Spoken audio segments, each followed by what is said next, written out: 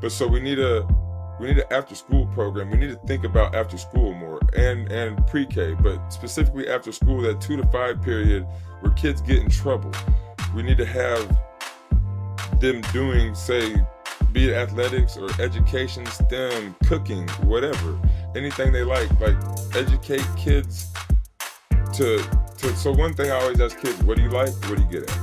If you can do what you like and get paid for it. I see that your vision and the Green Party's vision of politics is very idealistic. I'll say it's very ideal. Me myself, I'm adamantly against all this intermingling things. We tried it; it doesn't work. But I do recognize in the environment that you live in Hawaii, off the mainland, it's very different. When we talk about the Green Party, right? You have the stronghold of the Republican Party, you have the Democratic Party. How do you get your message out, and how do you really allow that to permeate through the noise of the different parties? Joe Biden again worked with Strom Thurmond in the 70s, 60s, not quite sure. So he was the party then. You got Hillary Clinton, you got Bill Clinton. He passed the crime bill. You got Barack Obama coming in, drone bombing people, talking about universal health care, not passing it, talking about all kinds of hope and change, great, brilliant things that black people want. Talking about right when he got in, he told us to sit down, go home, I'll take care of it. Tonight on The Grid, we're diving into the world of politics. We have Jordan Conley, who isn't your typical candidate. He's repping the Green Party, dare I say, challenging the establishment and bringing a whole new conversation to race, culture, and power. He is running this April for AEA Neighborhood Board, in 2026 for a seat in the House, and in 2028 for a seat in the U.S. Senate. Is he the future of politics and just the disruption America needs? Let's talk to him and find out. I'm your co-host, L. Michael Burt, along with your other co-hosts, Dr. Abdullah. No filters, no fear, just facts and fire. And we are in these internet streets. Yes, we Dr. are. Abdullah, what's up tonight? I would like to say hello to everyone. I'd like to give a special shout out to my co-host, Brother Burt. And I would like to say thank you so much, Brother Conley, for coming on. We met when I was on your channel. You witnessed some of the videos I pushed up on my channel, All Things Education Official. And you also saw me with Mr. Tim Black. So you did a reaction to my video, and then we met up and we did a nice little conversation on your channel. And I thought it would only be right, fair, and beneficial to the community if they found that we have brothers all over, not just on the mainland, and we have them in alternative spaces of politics. So if you wouldn't mind, give us a little background about yourself, Brother Conley. Aloha, thank you for having me. As you said, my name is Jordan Conley. I am running for U.S. House of Representatives in 2026 for the Green Party in Hawaii, and then Senate in 2028. Like you said, I saw you on Tim Black, and I was very interested in your conversation. You were talking about Trump cutting the education program or the education Department of Education, and you were, I don't want to say necessarily for it, but you're more open to it, more like you had different ideas, right, than most of the people that on the left or whatever, and even Republicans or Democrats. But as for me, I was always an athlete. I grew up in Ohio playing high school sports or all kinds of sports through high school.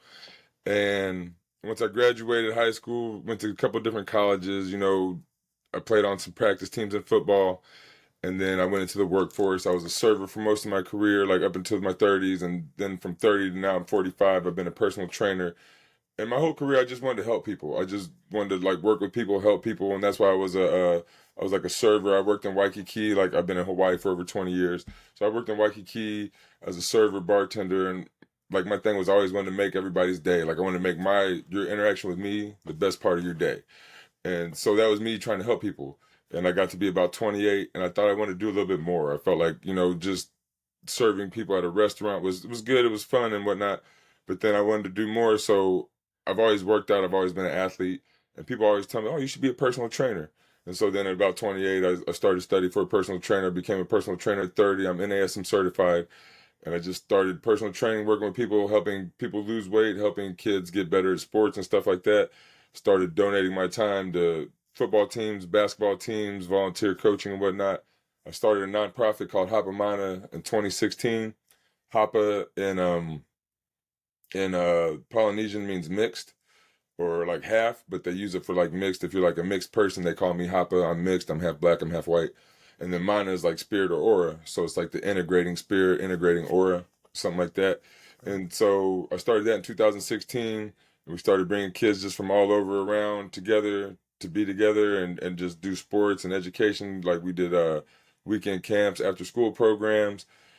And that went on until COVID. COVID obviously stopped us from gathering and whatnot. And so after that broke down, after that shut down, I I started thinking about why and whatnot. And since it was COVID and was like this governmental thing that we had to shut down, I figured, getting into politics more could help, would have helped stop that, right? Like I could have stopped certain shutdowns. I could have helped people stay open. I could have helped certain things go, like my nonprofit that was helping people. And a lot of businesses shut down, and a lot of that was due to government. So that's kind of why I wanted to run for office. Okay, all right. I saw when you said spirit and aura, Mike kind of lit up. I saw that He because that's knows that's my language. yeah, that's his language. That's his thing right there. Well, let me go. Listen. So we tend to deal with issues that deal primarily with the Black community, but generally just humans in general. So, and we all know that they say if you lift up an item, if you lift it from the bottom, you get it to its highest height. And the Black community has always been on the bottom in America, social, politically, academically, economically. So let me ask you a question. Uh, what do you believe are the most urgent political issues facing the Black community in particular and the general American community as a whole, both on the mainland and in Hawaii? So the biggest issues I would say is maybe education, universal healthcare number one. Like we all need healthcare. So I would say like my first thing that I would try to get done is universal healthcare. As for like the Black community and specifically, I would say like education and like nutrition, food. So education wise, I say we need better schools. We need to pay teachers more. We need more teaching. We need to teach our kids STEM at the very beginning, but we also need to teach them like athletics and just how to be human beings and how to interact. Like the way we pay teachers, we don't get the best candidates all the time. And even if we do get candidates to run dry, they got to do Uber, they got to do Lyft, they got to do other things on the side to where they can't just grade papers and think of what they're going to do for their students the next day and be the best teacher they can be, right? So to me, we need to pay teachers more, but and have the best teachers we can have to produce the best students we can have. And one of the things that Hapamana was about was I've read papers and studies about like, why kids or whatever, from the hours of 2 o'clock when you get off of school to the hours of 5 p.m., 2 p.m. to 5 p.m. where parents get off of work, there's a huge need for kids, all races, to have like guidance, right? Because that's when you're running around and the older kids will run with the younger kids and tell the younger kids bad things to the older kids that don't know what to do, right? But the older kids that do know what to do, they're like in football practice, they're in basketball practice, they're somewhere else, right? They're not messing with the young kids, they're being guided already. So the older kids that don't know what to do as much, they're gonna run around with the younger kids and just do whatever. But so we need an after school program. We need to think about after school more and pre-K, but specifically after school, that 2 to 5 period where kids get in trouble. We need to have them doing, say, be it athletics or education, STEM, cooking, whatever, anything they like educate kids to. So one thing I always ask kids: what do you like? What are you good at? If you can do what you like and get paid for it, great. If you're good enough to get paid for what you're good at, and then use that to do what you like after you get off of work, great. That's good. So that's why I try to tell kids, but like that 2 to 5 period, we just need to be with kids more when they're not guided is my main thing. And so yeah, I would think that. And like with the food part, like we have food deserts in America where we say we're the richest country in the world. and we're the richest country ever. But there's places in America where we don't have food within a 20 or 50-mile radius, or I forget the exact definition of a food desert, right? But there should be no place where you can't get nutritious food. And so if you're born 0 years old, whatever, you started eating food that's not nutritious, you grow differently than if you eat food that's, like, say, organic and very nutritious. Your brain develops differently, your body develops differently, and you learn differently. So, like, kids that are in a food desert compared to kids that live in, say, the Hamptons and get the best food ever, they're gonna grow differently, they're gonna develop differently, and they're gonna have different just opportunities from that because of how they're developed. And to me, that's not fair. I think everybody should have equal access to really good food or the best food around, just but Okay. as the Green Party, we're really into permaculture, which is like food forest and growing food around, say, schools and low income areas to where you could just kind of go out your house and kind of pick fruits and vegetables and things like that. Okay, all right. Well, going into that, it says the Green Party often focuses on economic and environmental justice. How do you ensure that Black voices are not, and issues are not sidelined in a broader progressive platform? So the Green Party is actually for reparations. The Green Party is very for. I like that. I forget how they said it, but I was in a class and they said if you have a movement, yeah, if you have a movement, we're the party for you. Like whatever movement you have, it's kind of anti-establishment. Probably it's going to be anti, maybe say West, anti-capitalist a bit, whatever that but say pro-black, pro whatever. All if we help one, we help the other. Like so, being pro reparations, we talk about that. We talk about giving Black people straight up cash back or land or certain things, and like working with Black people and Black communities to ask, how do you want it? Do you want straight cash, or would you rather have like some cash, better schools, certain things like that? But like I said, I'm mixed, right? I'm Black and white. I have as much white family as I have Black family. I can go to the hood and I can go to the Hamptons. I can go back and forth and I can go to everywhere, right? And talk to all the people. And I've done that. Like I've been in the same day where I've been all around just in a Black neighborhood or Black surrounding, and then I've been in a white surrounding an hour or two later, right? And I can go back and forth, and we all pretty much need the same stuff. We all need housing, food, education, things like that. And I understand, like, when it comes from a Black area, a Black mentality, it's like if we give certain things somewhere, sometimes we feel like we're being left out. My thing is, don't leave anybody out. If we had a Green Party person in office, if we were the president and had a couple senators and things like that, it wouldn't be like, oh, we're being left out. What do you need? What do you want? And we'll get you, say, 60 to 80 to 100% of it, depending on what it is, right? Because you might not be able to do 100% of everything, but the Green Party is going to listen to you more. And like I said before, you asked that, like we're gonna look at schools. We're gonna do pre-K stuff. We're gonna do after school, that 2 to 5 hour. Because if we work with Black kids from 2 to 5, from middle school through high school, we're gonna get these kids into college, trade schools, or whatever, or anything. We're good. Like if you're worked with from 6 years old or 6, 8 years old till 18, in that window where your parents can have you at home, the school can have you at school, then we'll have you in the window where nobody has you. We'll make sure that you get there, no matter if you're Black, white, or whatnot. But so like as I try to look at the whole thing, and like not like Barack Obama and not like Kamala Harris, where I say I'm not going to do something for Black people. I'm going to do it for everybody, and I will look at Black people in specifically, right? So, and it would depend on the area too. Like I'm in Hawaii, we have the COFA Act. We have people here from the Polynesian islands that got bombed by our atomic bomb practices before World War II, and so their islands are all messed up. So we bring them here, and I worked with a lot of those kids and whatnot from the COFA Act, and so I do individualized things, right? But whenever you do something individualized, you got to do it individually, and you do that.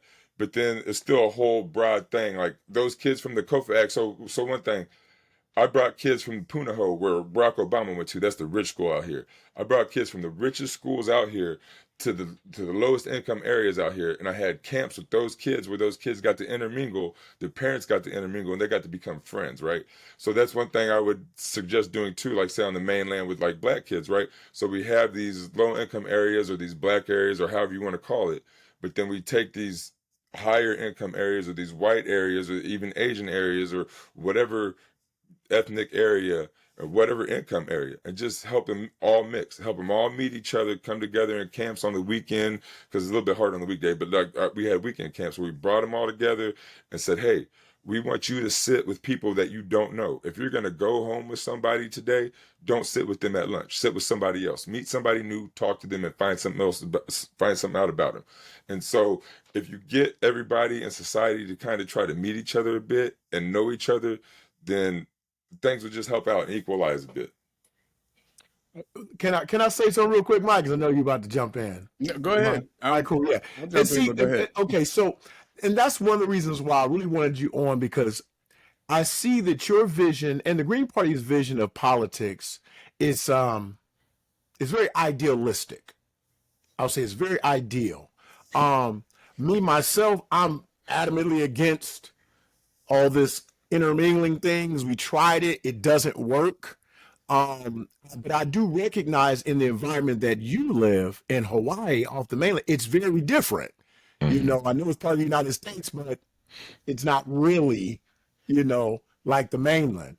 And we tried the experiment of integration and intermingling and putting certain classes with other classes they could understand. But, the differentiation, it's a distinction without a difference when you start talking about how they treat us here versus where they probably treat us anywhere else. Different accent, but it's still the same mindset, which is Black people as a group, we are slated to be a permanent underclass in the next 15 to 20 years.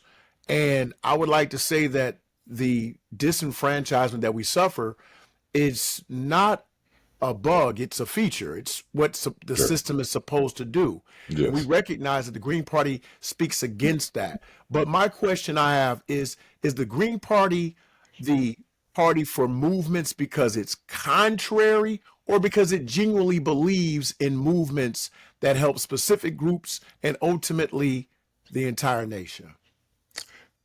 I think that it believes in the movements. And so you started out saying like how the black people weren't respected. It's a lack of respect that we couldn't integrate, right? Integrate correctly. When you see black and white families that have married into each other, their kids, their families get along pretty well. In America, if you come to, like you said, Hawaii, when you come to Hawaii, we have no majority. There's only mixed. There's lots of Asians. There's lots of what do you call it? Polynesians.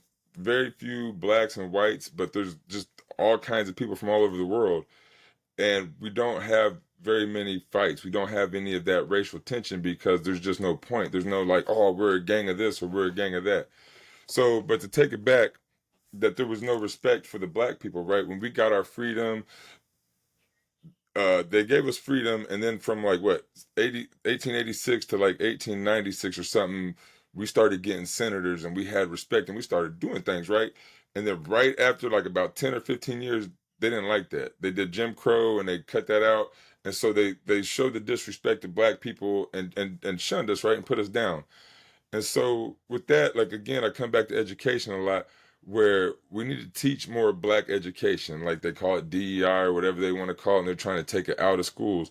We need to teach true American history about like what happened with black people, what happened with slavery, why we're here and stuff. Like teach the difference in say W.E.B. Du Bois and Booker T. Washington, right? Like W.E.B. Du Bois is more of a communist. Booker T. Washington was trying to bring people into the capitalist system more.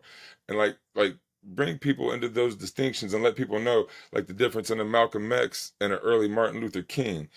In the Black Panther Party, like especially the Black Panther Party, we need to talk about things like that, where the Black Panther Party educated, especially black people, right? Fed them early, got them aware of weapons and guns and protecting themselves, things like that, like America's supposed to be about, right? You know, protecting yourself. So as a black people, if we want to talk about integrating, we need to educate more about black people. And to me, like as a mixed person, I just think we just need to kind of try to mix more and just like, and I know that might be like a weird ethnic type of thing or something, right? But like I'm mixed. I have a daughter that's half Korean, right? So she's a quarter black, a quarter white, half Korean, and I got a little Native American in me. So she, like, who you gonna be racist against, right? Like, there's no point in being like mad at somebody, right? You know, I got white family, black family, both have been mean to me, both have been nice to me, right? I'm not gonna be racist against either one. Like, I got both, like, you know, and like I said, I got an Asian daughter, so I obviously like Asian people, right? And so like, there's no point in all this. Like, this, let's educate ourselves, find out that we're all people and just learn about each other and just let our kids intermingle type of deal is kind of what I'm at. Okay. All right. Yeah. Right. I mean, I like what you're saying, and this is I knew Mike was gonna like it. I knew Mike was gonna I like like what you're saying, man. it.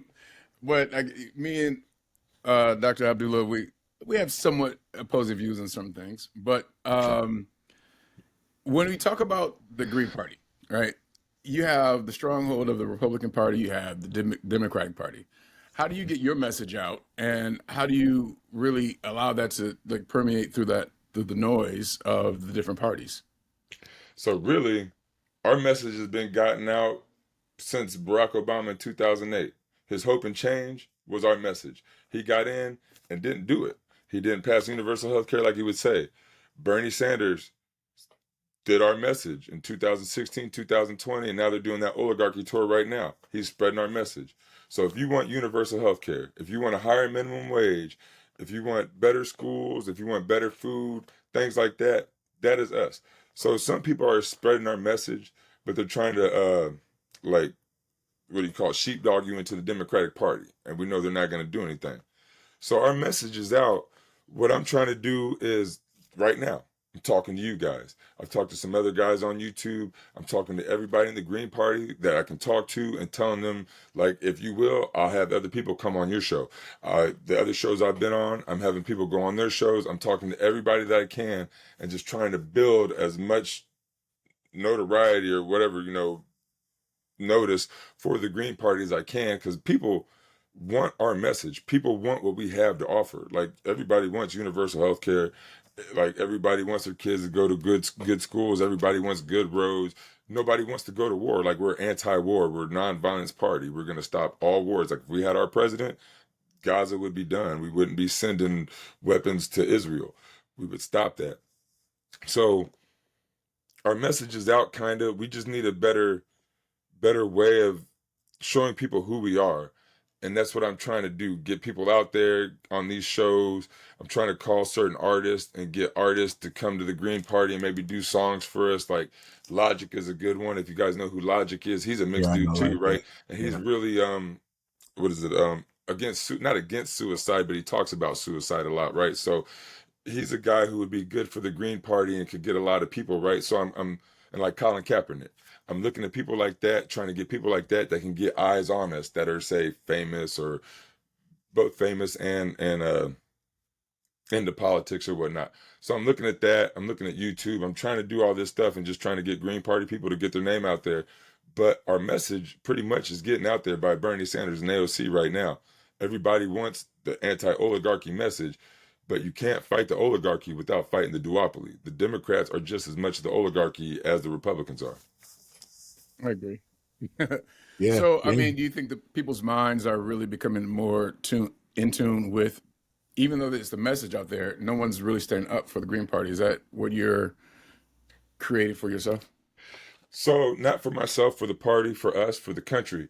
The Green Party, so if the Green Party, say, was in control in 2016 or however you call it, we would have had universal health care during COVID. A lot of less people would have died. What I'm doing is um just trying to bring light to it. Like now that YouTube is bigger, it's not just me. There's other Green Party people out there. Andy Ellis is out there from Maryland. Um, David Atias from New York. There's people, you got Butch Ware in California right now running for governor. And so we're all talking to people, trying to get to Breonna Joy Gray, you know, Sabby Sabs, trying to get out there with everybody. And before it was hard to hold down the message, right? You didn't have YouTube. All you had was CNN, MSNBC, Fox, right? And so they wouldn't have us on, and they Right. still won't, right? And so like people like you that will have us on is how we're going to get our word out. And just that YouTube is getting bigger, the internet is getting bigger. We got TikTok now, we got all that stuff. So YouTube, or not YouTube, the Green Party, we got to do it without the establishment. We got to kind of do it on our own through the people.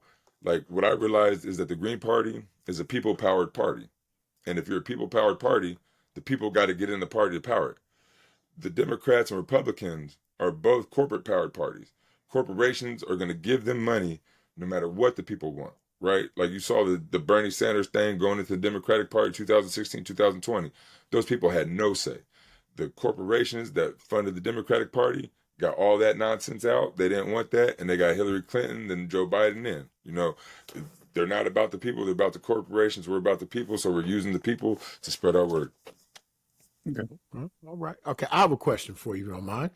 How do you navigate? Because you spoke on the Democrats and Republicans, and what I find to be the case with me, whenever I make posts or have conversations, when I spoke vehemently against Joe Biden, people were like, "Oh, you're pro-Trump," which it's amazing to me because what I always try to do is bring attention to the fact that they were the same individual. It's just one was covert and one was overt, Right. right? So the same policies that you say were terrible, Biden did, he just didn't publicize it. Trump would do that policy and then brag about it. That was the biggest difference, right?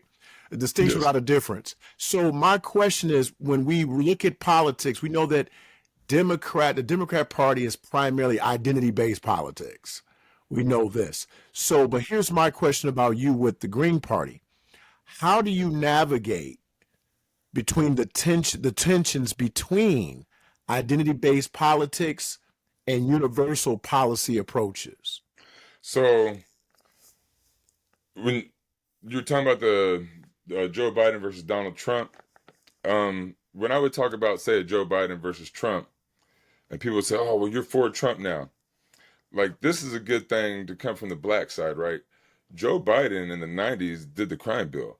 Joe Biden, you can look up things where he says, "Oh, I don't care how they got there. I don't care why they're like this. All I Yes, care is sir. that they're going to attack my family. They're going to do this to my family." So basically, Joe Biden is sitting there saying he doesn't care why society is messed up. All he cares about is his family. Now, if you show somebody that, it's hard for them to deny what he said, right? Like he just said he doesn't care how you got there, why you got there, right?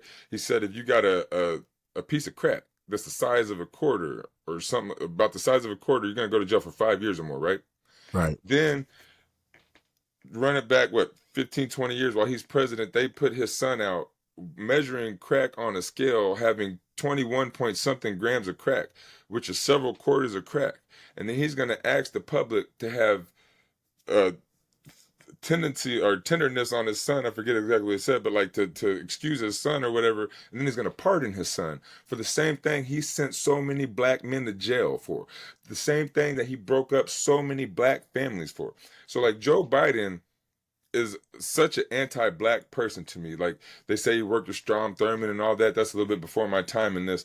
But then you got him on the Breakfast Club telling Charlemagne the God, if you're not black or if you don't vote for me, you're not black. Like as a black person, as a half black person, I've never told somebody if you don't do this, you're not black. I don't have the right to tell somebody that. And as a black person, I don't think anybody has. You wouldn't tell another black person that, right? Like you don't tell Right. black people why they're black or not. And a white person to tell somebody if they're black or not or why they're black, that's some old slave type, like slave owner type stuff, right? You're not my master, you're not my owner. You can't tell me what I need to do or what I have to do, right? So to me, if you know enough about Joe Biden, it's kind of easy enough to break down his past to show that he's racist. He Yes, sir. doesn't care about us. He doesn't care about poor people. He doesn't care about poor white people. Like if you find enough things about him, he's bad. And like Trump, not for Trump. And if you, I guess, if you know enough about Trump, like when he was writing applications back in the day, if he wrote C on the thing, he wouldn't let colored people move into his apartments. Like he Right. took out the ads against the Central Park Five or whatever it was to, and they were innocent, right? And he wanted to get these kids executed for raping some girl that they didn't do that to, right? And then S-hole countries and and just now sending all these people back, and now he says he wants to send the homegrowns back, right? Like, he's obviously racist and easy to say that is racist, and so is Joe Biden. And to me, when you like, I tell people like racism affected me quite greatly when I was young. I was shot at, I was choked, I was chased. Little girls came to school telling me, "Oh, my dad told me I can't date a black dude, so we got to break up."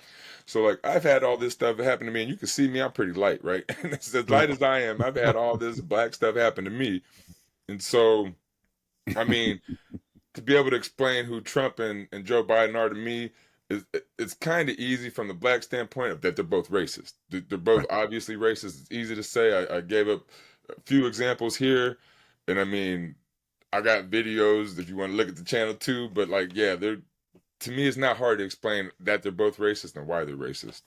Do you think that those two individuals are indicative of the entire party? Because people love to try to separate by saying, "Oh, this is Trump's Republican Party," but so my question is, do you think Biden is an accurate representation of the Democrats in general? And would you say that Trump is a representation of the Republicans in general? I would.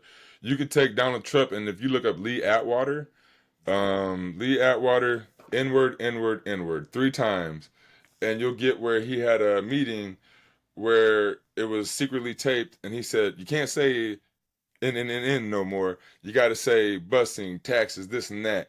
And he goes through talking about how you get so overt that it doesn't sound like you're saying the N word like in the 60s, but you can say this and that, and or no, in the 50s you could say the N word, in the 60s you can't, and stuff like that. So they say how overt they were and how they're changing, and they say it out loud to each other. They don't try to say it to the public, but people record stuff and put it out to the public. Joe Biden again worked with Strom Thurmond in the 70s, 60s, not quite sure. So he was the party then. You got Hillary Clinton, you got Bill Clinton. He passed the crime bill. You got Barack Obama coming in, drone bombing people, talking about universal health care, not passing it, talking about all kinds of hope and change, great, brilliant things that black people want. Talking about right when he got in, he told us to sit down, go home, I'll take care of it. Didn't do nothing. So the Democratic Party, basically, like to me, if you take it back to the very beginning, America was made for land-owning white men, right? So it was a country, like if you take the definition of fascism, it's when corporations and the government run each other. One runs the other. Either the corporation runs the government or governments run the corporation, kind of, right? So that's how America started. Be it a dictatorship, a fascist, every plantation was its own little dictatorship, right? They had their top guy, and then he ran everything down and had his slaves. He ran it how he wanted it, right? And that's what they wanted. They didn't want to break away from the king. They didn't want to not pay taxes. They all wanted to be their own king. So they all came here and had their own little separate kingdoms and just moved forward, changing it from slavery to capitalism to changing the words to neoliberalism to this and that and whatnot. And now it's the same stuff, just different. We still have 1% of the people running the rest of the people, having us go to work, having us do it in a certain way, having us go to jail if we don't want to do it their way, where slavery was made illegal unless you are in jail, unless you are in prison for an illegal thing, where when we got freed, vagrancy became illegal. When we got freed, we didn't have houses, so we're automatically illegal vagrants, so we can just go to jail for being freed slaves and be right back in slavery. So this is America. This is how America was set up. And yes, they represent the Democratic Party. They represent the Republican Party. They represent the oligarchy. They represent the duopoly exactly as it was meant to be. All right. This is America. It's so funny because it ain't funny, but I went on our page and just to kind of go through, and we have trolls that I just found out. Oh yeah, we got And love trolls. Oh, yeah, gotta love them. I love them. I love it. Right, and I sent Dr. Abdullah a little screenshot or whatever of what it was, and it was like 3 people really that just got laughed at, basically what we're putting out. So I just went to one of the pages, and it was all all Trumpian crap, and then but I read one where it talks about Jasmine Crockett, brother, and Jasmine called basically degrading her, right? I can't remember exactly, but it's degrading her. And then on our page, she put a little thing, little what do you call it? Your little thing. Yeah, I forget what you call it. GIF. Emoji. There you go. Oh, A GIF. GIF. And it said, rejects. I mean, like, right. Okay. I know my worth. I know who I am, right? Right. So you have this mindset, and this kind of what you were talking about, the mindset of these people. How do you break through that mindset? Because you have, people who are mostly black people who want us to be Democrats, or you got whatever the far right people, Republicans, breaking through that mindset to show a different avenue, a possibility. How do you do that? So when you talk about Democrats, again, you bring up Barack Obama, hope and change. Like, I was so on that. I was ready, and everybody was. We all were. You seem about my age, maybe a little younger, maybe a little older, but like, I'm pretty sure you guys are probably on it too, right? Like, he just Yeah, had we all everybody. got duped. Right, right. And we were there, right? So the Democratic Party told us, oh, here's this black president. He's going to do all this right. He said it. Mm-hmm. And we got Yep. there. And then he didn't do it. He didn't do none of it, right? And Mm-hmm. so, okay, 2008 to 2012, that's your first term. You're trying to be safe, whatever, whatever. You do everything in your second term. We gave him a second term. He still did nothing. All right. Then 2016, Bernie Sanders comes in doing all that kind of similar. Oh, the Democratic Party has shown us repeatedly they're not going to do what the people want. Be it through Barack Obama, they can have a fake person, like say even Jasmine Crockett, as you brought up.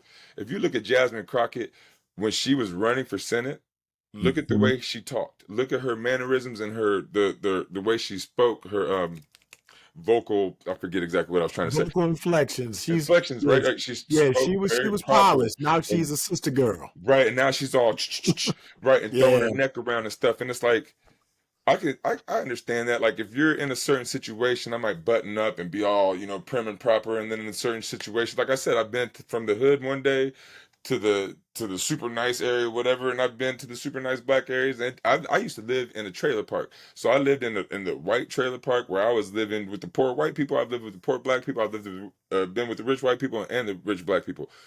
So I understand at least a little bit. I can go around and talk to everybody, right?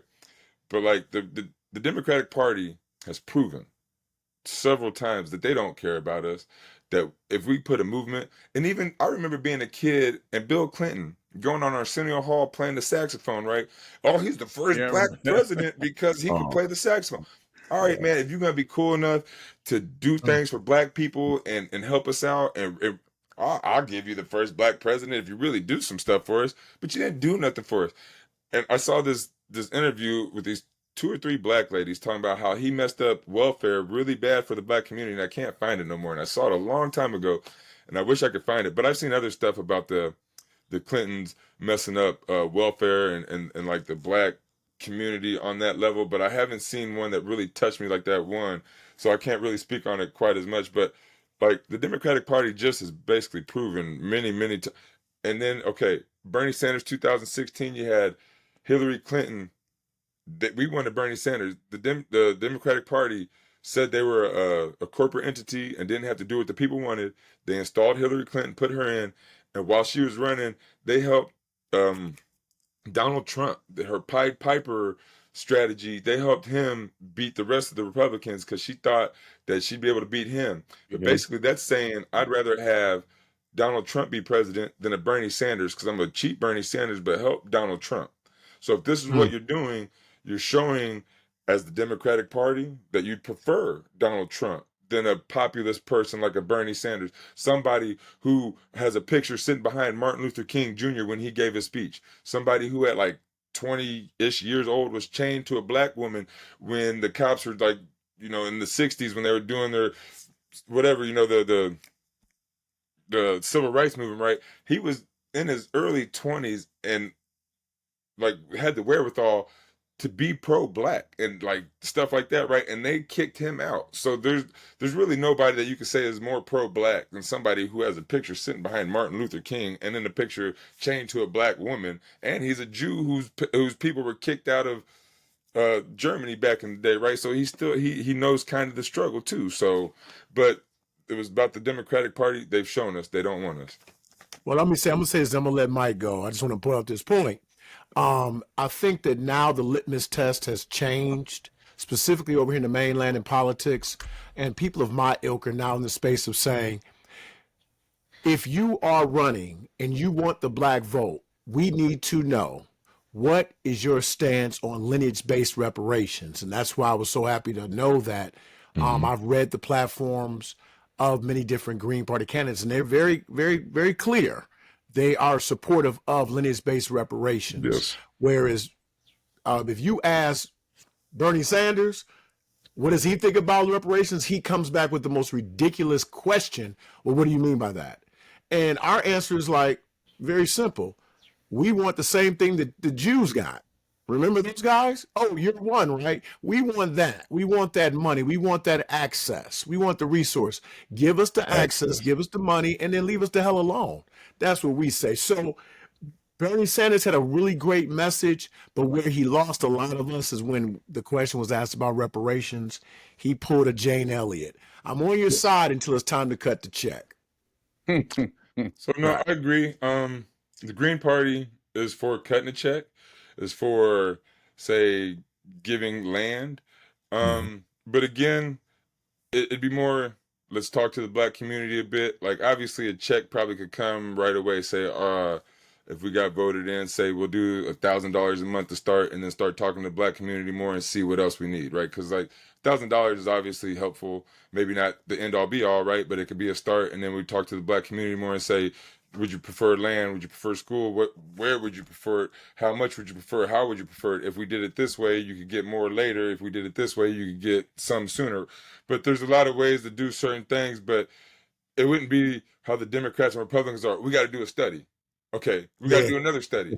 Okay, so it's Let's go to not the doing a next study. study, right? The studies have been done, and even if they haven't, you already know. I know, you know, we all know kind of what needs to be done. Maybe not the exact specifics, right? So what we do is do a little bit to start, and then ask the community, in this case, the black community, what do you want? What do you need? And then maybe probably talk to some scientists and mathematicians and some maybe other people that you know have a bit more knowledge than myself personally, right? And say, how do we do this mathematically, scientifically, and make this work for the long run? Where if we give people too much for 5 years and then it runs out in 10 years, that's no good. But if we can give it to them in a way that it lasts, like houses, right? So we want to make sure people have a house, so that way that's generational wealth, right? So where we give money, we're gonna, instead of say the first cash payment is gonna be a house. Everybody gets their house first, and then you don't have to pay on it, right? It's just yours outright. And then after that, we give you money or certain other things like that, right? But again, talking to the community, finding out what the community wants. All right. I hear you on that. So what would you say to people who think third party candidates are unrealistic? Then we still have slavery. It was the Whigs and the Democrats, both were pro-slavery. The Republicans actually started as an anti-slavery party. And I don't know if it was their first or second run, but I think they won on their first run as an anti-slavery party, as a third party against the Whigs and the Democrats, because slavery was such a bad thing, and it hit that point of just that breaking point. We're now at that point of oligarchy, that point of duopoly, where everybody's starting to see it, where everybody is saying, "Oh, this is Elon Musk going one way," or they don't even say the people part. They don't even say going the other way, right? There is no anti-capitalism. There is no pro-people. It is just, oh, it's either Trump, Elon Musk, or maybe Joe Biden and the Democrats, which is not, like you said, it's not a lot different, right? It's pretty much the same thing, and it's the same thing, right? And so we're at that breaking point. We're at the point where we need people, and plus we're at the point of technology. Like I said, we got YouTube, we got the internet, we have the ability now to spread our message more. But I really feel that we're at that breaking point to where if we don't make a third party, if we don't do it this way, that like Trump kicking all these people out, firing everybody from the government, doing all this stuff, you're supposed to be creating jobs, right? And if you're supposed to be creating jobs, but you're firing governmental jobs that you say are wasteful, put them into useful jobs instead of firing them. And if there is no useful jobs and we have to work, just you got to give them useless jobs, right? If we have to work. So to me, we're at a point in society where there's too many homeless people. There's too many people not eating.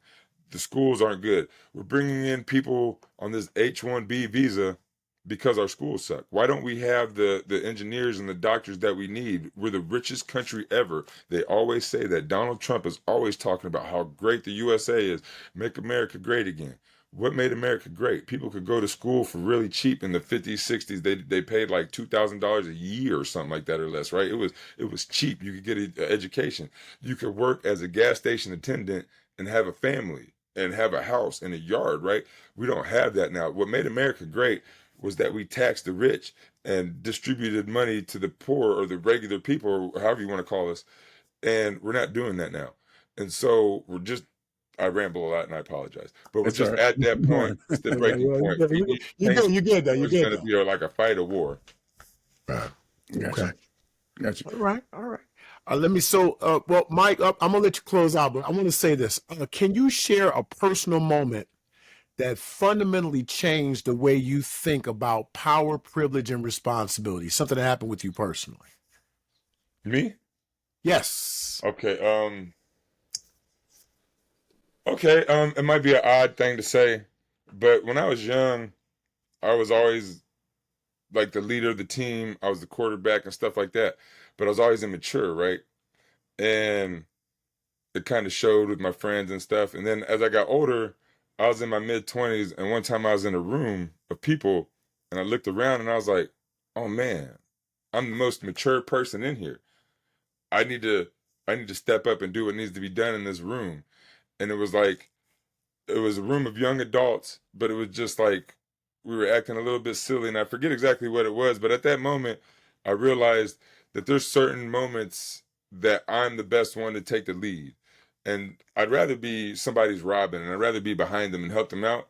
But there are certain moments, like if we're gonna like work with kids, if we're gonna do football or basketball with kids, I'm probably gonna be the leader of that team. If we're gonna talk about math or science, I'd like to be the Robin because I'm really good at it and I could be a real good helper, but I'm probably going to be the Batman. I'm probably going to take the lead in that because I am really good at math and science when we're working with kids and stuff. But if it's like, say, on different stuff, I'll be the Robin and be happy to do it. But like, it just came to a point where I realized that I was supposed to be the mature one. I was supposed to handle like the power, the pressure, whatever, and delegate and make sure things were right. Because if I didn't do it, somebody else was going to do it, like the Democrat or Republican Party, to bring this all full circle, right? If we don't do it as the people and fill the Green Party, then the Democratic and the Republican Party are going to do it with the corporations. They're going to fill them already, right? So we got to fight back. So basically, I realized one day that I was mature and that I had to be the person to take control at certain times to make the situation the best it could be. Because if you're that person and you don't take control of the situation won't be as best it can be. Somebody else is going to take control of that situation and it will be whatever it is, but not the best. Okay. Thank you. Thank you, Good. Mike. Hey, Jordan, I mean, I like what you're saying. And I really like that you're out here and you're getting the message out. And so really appreciate it. And I know you have the strongholds, the Democrats, the Republicans, but you're bringing out a different message. And I think, like you said, this is a good time for that third party to come out. One more question. Yes, When sir. someone's going to the poll, right, to vote for you, um, what are they voting for? And what are you going to say to get them to your side? I mean, they're voting for themselves, their kids, and their future. They're voting for universal health care, a higher minimum wage, better schools. Like I said, the after school, looking out for your kids. No wars. So a lot of like you guys earlier said I was idealistic, right? And I kind of missed hitting on that point. We're not necessarily idealistic more than that we are realistic. If we stop wars, if we stop bombing all these countries and spending billions of dollars to kill people, we can spend that billions of dollars to educate our black kids, our white kids, or any kids. We can spend that money on a higher wage. Like one of the things I said, Donald Trump is all mad because we sent all our manufacturing overseas, right? We made a decision at one point that we didn't necessarily want to manufacture anymore, like be it the people or be it the corporations, whatever. And we said we were going to be a service economy. So what we should have done was sent those jobs overseas and then paid people to coach football, to coach basketball, to help out elderly people to do that 2 to 5 shift that kids need. We should have done stuff to pay people who service people a living wage so that our economy works. Instead, we just sent their jobs away and said, now you're worthless, right? So I'm going to address the things that people really want and need.